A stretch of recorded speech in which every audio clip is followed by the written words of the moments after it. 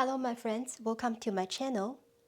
Today, I'd like to share with you a classical Chinese story that has been quoted countless times, but also widely misunderstood. The story of Zhuangzi dreaming of a butterfly. This story also comes from Qi Wu Lun. The original text is very short. It says that one day, Zhuangzi dreamed that he became a butterfly, fluttering freely, happy and at ease. He was completely immersed in it and did not even know he was Zhuangzi. Suddenly, he woke up and realized he was Zhuangzi again. So, he asked himself a question. Was it Zhuangzi dreaming he was a butterfly, or is it the butterfly dreaming it is Zhuangzi? That is the whole story. Many people hear this and quickly come to a conclusion. Oh, everything is constructed by consciousness. Some even go further and say that Zhuangzi is expressing an idealist view that consciousness determines reality. But I want to say very clearly, this is a very typical misunderstanding. Why? Because if you stay at the question, who is dreaming? You are still using a very familiar way of thinking. You are still trying to find a fixed subject. Which one is real, Zhuangzi or the butterfly? But what Zhuangzi is really doing is the opposite. He is trying to break this habit of clinging to a fixed subject. To understand this, we need to go back to another key idea in Qi Wu Lun, Wu Sang Wo, which I mentioned in last episode. What does that mean? It does not mean I disappear, and it does not mean I do not exist. It means letting go of the self that is always dividing, judging, and separating things. When this kind of I is no longer clinging to distinction like this is me, that is not me, this is subject, that is object, what happens? The world is no longer split into pieces. Now, let's return to the butterfly dream. Zhuangzi is not asking a puzzle about which one is real. He's showing a state of being. When you are the butterfly in the dream, you are fully the butterfly, experiencing everything as the butterfly. When you wake up as Zhuangzi, you are fully Zhuangzi, experiencing everything as him. What is real is not the butterfly or Zhuangzi as separate entities, but the experience itself within those changing relationships. Which one is the true subject is no longer important. This is exactly what Wu Sang Wo means. It means losing the fixed self. So this story is not saying the world is fake, and it is not saying consciousness creates everything. It is saying something much simpler. We feel divided because our thinking creates division. What Zhuangzi is trying to dissolve is the duality between mind and world. As we have emphasized many times, mind and matter are not two opposing sides.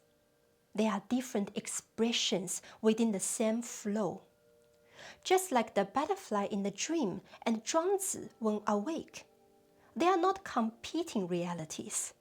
They are different appearances within one continuous process. So the real meaning of this story is not to doubt reality, but to loosen our rigid attachment to self. To put it more directly, Zhuangzi is not saying the world is in your mind.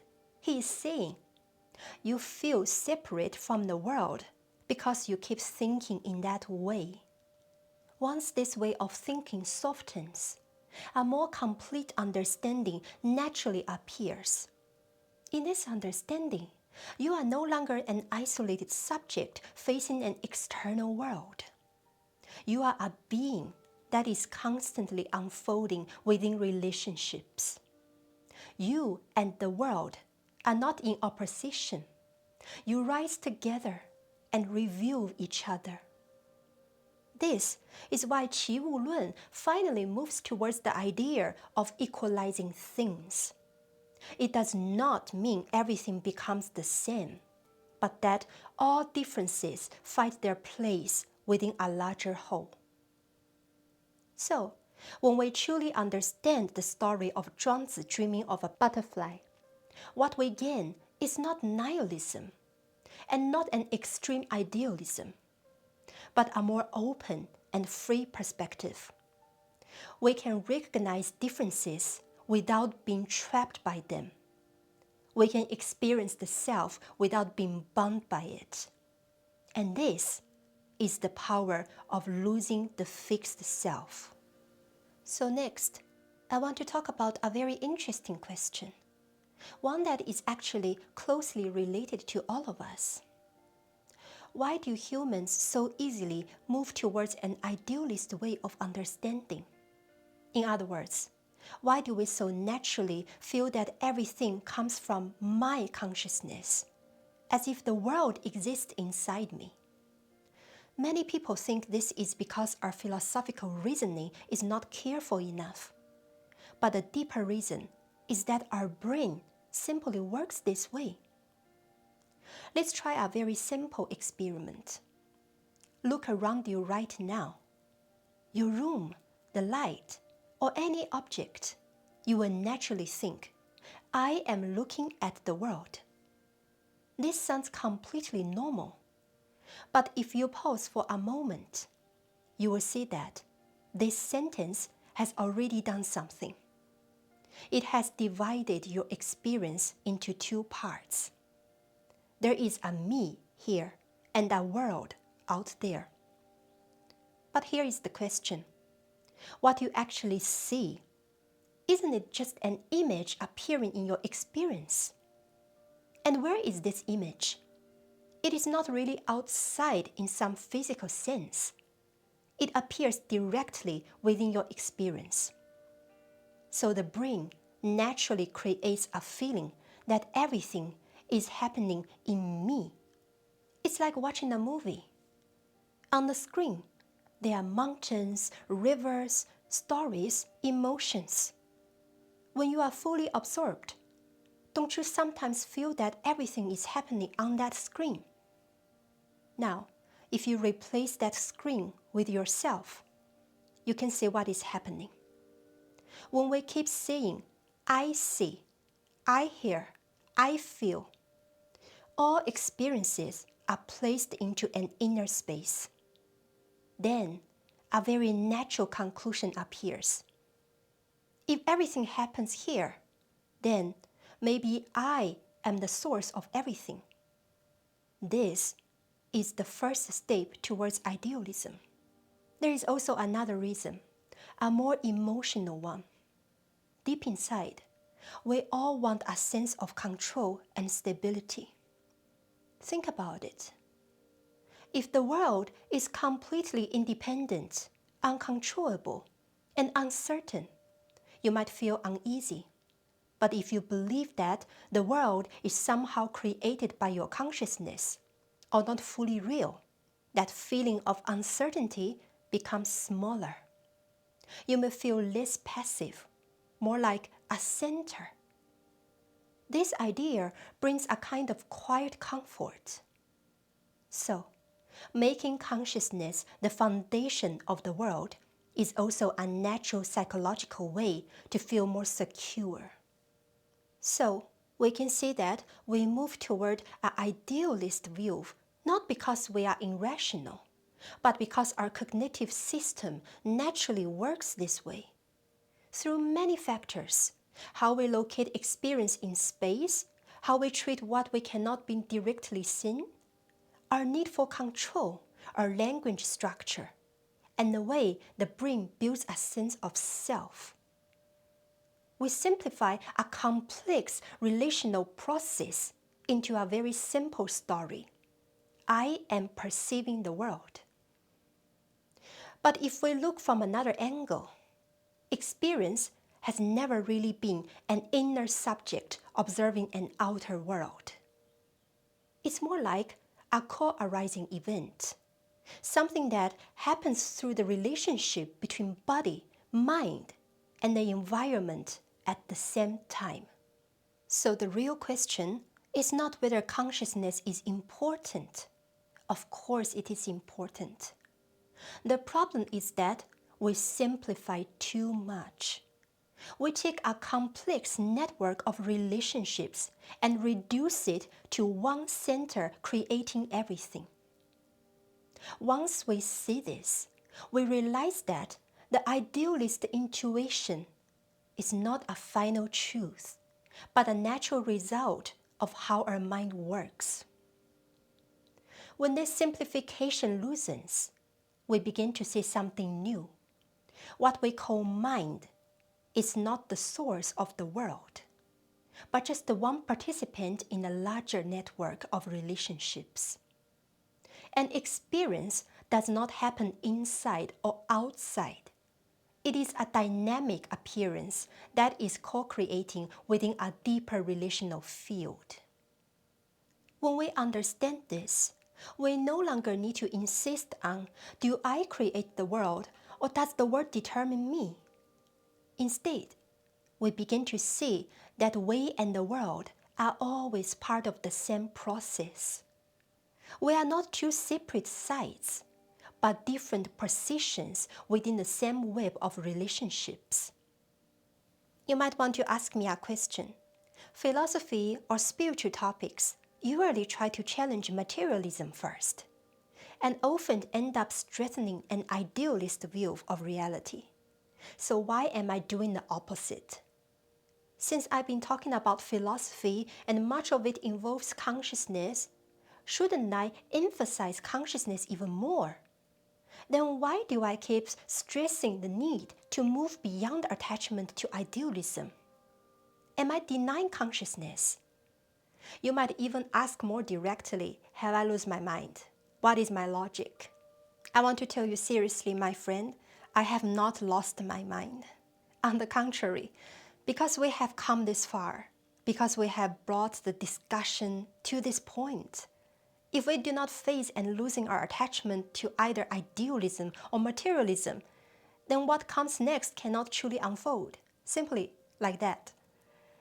That is why I must talk about this, and I must make it clear.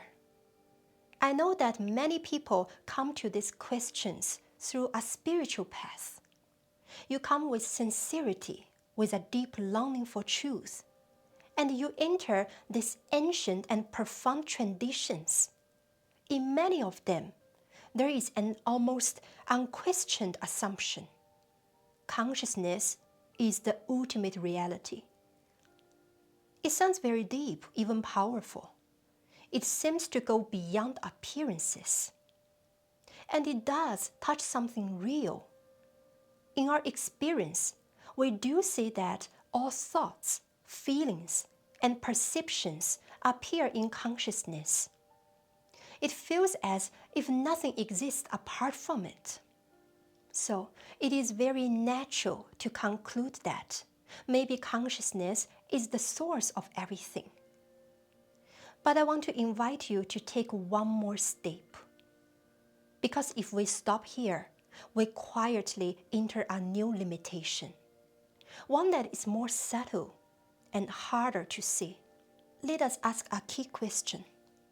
What happens when the consciousness first view is pushed to the extreme? You will see that it usually leads in two directions. First, consciousness is raised to an absolute foundation, the root of all existence.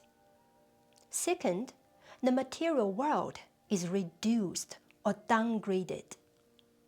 This does not always appear in a crude way. Sometimes it sounds very refined, even spiritual. People say the world is an illusion, a projection, just an appearance to be seen through. Some even say that the world is not truly important, and our goal is to go beyond it. At first, This feels freeing, like stepping above the noise of life. But if we look more closely, we notice something important. Relationship is being weakened. Because one's consciousness is made absolute and the world is reduced, the relationship between them is no longer equal. It comes one-sided. Matter depends on consciousness. The world depends on consciousness. All phenomena depend on consciousness. It still sounds like unity, but inside, it is exclusive. It quietly removes the world from real significance. When this happens, we are no longer in true non-duality.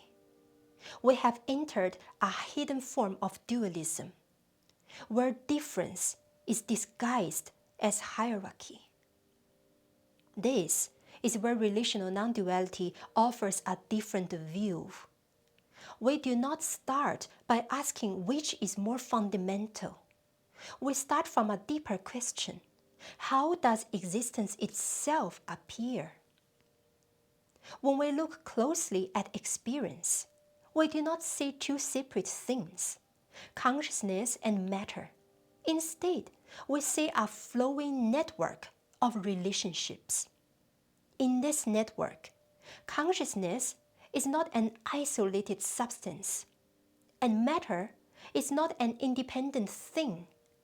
They are both expressions within relationships. Like music, it is not a single note that creates the melody, but the relation between notes. Without relation, a note is just a vibration with no meaning. So, we do not say consciousness creates matter, nor do we say matter produces consciousness. These seem like opposite views, but they are really the same kind of question. But maybe this question itself needs to be re-examined. At a deeper level, consciousness and matter do not come one after another, and one does not control the other. They appear together within relationships. There is no consciousness that exists completely separate from the world, and no matter that exists without being revealed. They depend on each other and reveal each other, like light and shadow, appearing together under the same conditions. So, why is it so important to move beyond attachment to idealism? Because if we stay in that framework, it quietly shapes how we relate to life. First, we may begin to devalue the world. We may not say it out loud, but we feel that it is less real, less pure, not worthy fully engaging in. Over time, a distance grows between us and life. Second, it affects our relationship with others. If everything is just an illusion, then love, care, and responsibility lose their weight. We may let go, but sometimes that is not freedom. It is avoidance. And more deeply, we lose sight of relationship itself. When everything is reduced to one center, relationship becomes secondary. But if we shift our view, we see that reality is not built from a single substance or entity. It is woven from countless relationships. We experience the world because we are always in relationship. With our body, which lets us feel. With others, which lets us love. With nature, which lets us sense wind and light. Even the self is a relational structure, formed by memory, perception, language, and the body. Without relationship, there is no experience.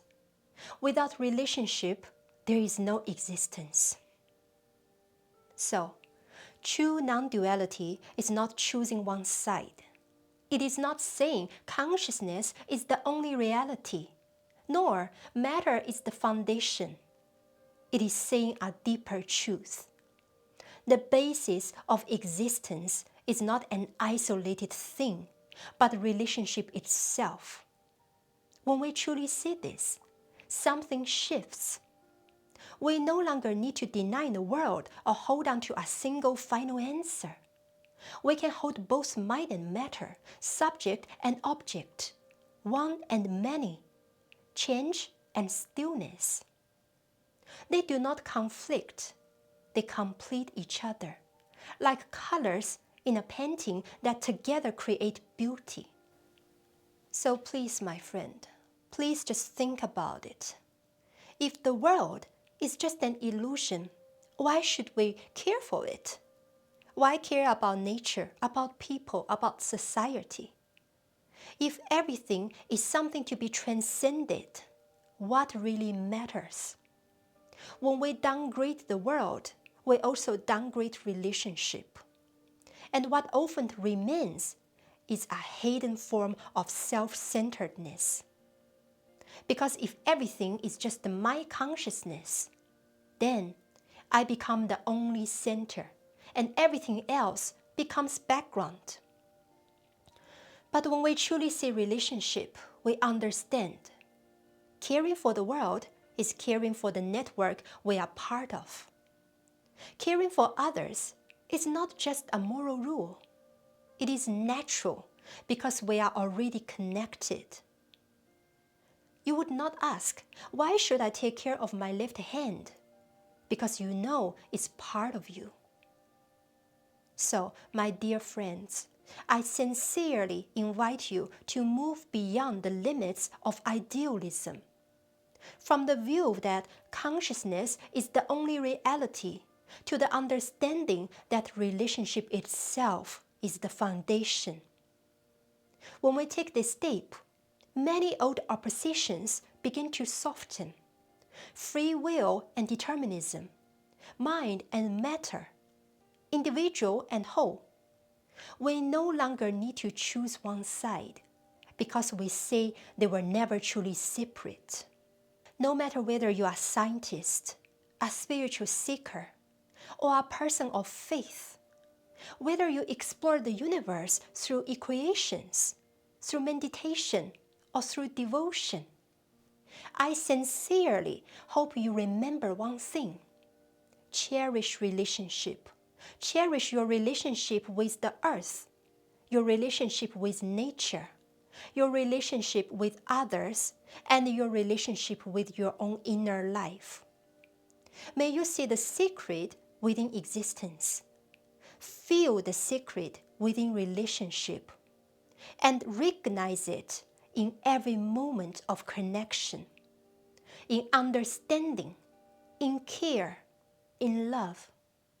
Because the truly secret is never somewhere far away. It is here, between us, within the living flow of relationship. Thank you, my friend. If you like me or like my channel, please subscribe. You can also support me through Buy Me a Coffee link. Also, I just uploaded my first book there. You can download it for free anytime.